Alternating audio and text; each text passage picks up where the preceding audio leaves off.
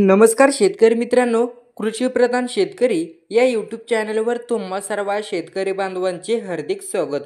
तर शेतकरी मित्रांनो, राज्यातील बऱ्याच जिल्ह्यांमध्ये आज वादळी वाऱ्यासह पावसाची शक्यता हवामान खात्याने देण्यात आलेली आहे. तर कोणत्या जिल्ह्यात पाऊस पडणार जाणून घेऊया आजच्या व्हिडिओमध्ये. व्हिडिओ स्किप न करता पूर्ण बघा आणि चॅनलवर नवीन असाल तर चॅनलला सबस्क्राईब करा. पुढील 3 दिवस पश्चिम महाराष्ट्रात वादळी वाऱ्यासह विजा चमकून जोरदार पाऊस पडण्याचा अंदाज हवामान खात्याने व्यक्त केला आहे. जोरदार पाऊस पडल्यास साखर हंगामावर मोठा परिणाम होणार आहे.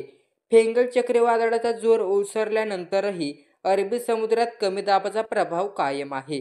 या प्रभावाखाली मुंबईमध्ये मंगळवारी ढगाळ वातावरण होते. बुधवारीही मुंबईत ढगाळ वातावरण राहण्याची शक्यता प्रादेशिक हवामान विभागाने वर्तवली आहे.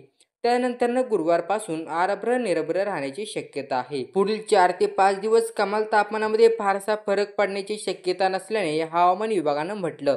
मंगळवारी प्रदूषण पुन्हा आटोक्यात आल्याचे निदर्शनास आले. पुढील 3 दिवस पश्चिम महाराष्ट्रात वादळी वाऱ्यासह पाऊस पडणार आहे. जोरदार पाऊस पडल्यास साखर हंगामावर देखील परिणाम होणार. तमिळनाडू राज्यात फेंगल वादळामुळे दक्षिणेवरील राज्यावर परिणाम झाला असून कोल्हापूर जिल्ह्यातही ढगाळ वातावरण झाले.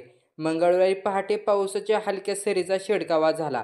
त्याचा फटका घोडा वगैरे साखर कारखाना आणि ऊस तोडणीवर होणार आहे. बुधवारी 4 डिसेंबर रोजी कोल्हापूर जिल्ह्यातील घाटमाथ्यावर पाऊस पडण्याचा इशारा दिला.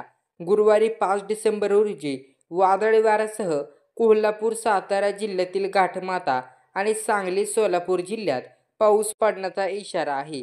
6 डिसेंबर रोजी कोल्हापूर, सांगली, सातारा आणि सोलापूर जिल्ह्यामध्ये हीच परिस्थिती राहणार आहे. तर व्हिडिओ आवडला तर व्हिडिओला शेअर करा. धन्यवाद.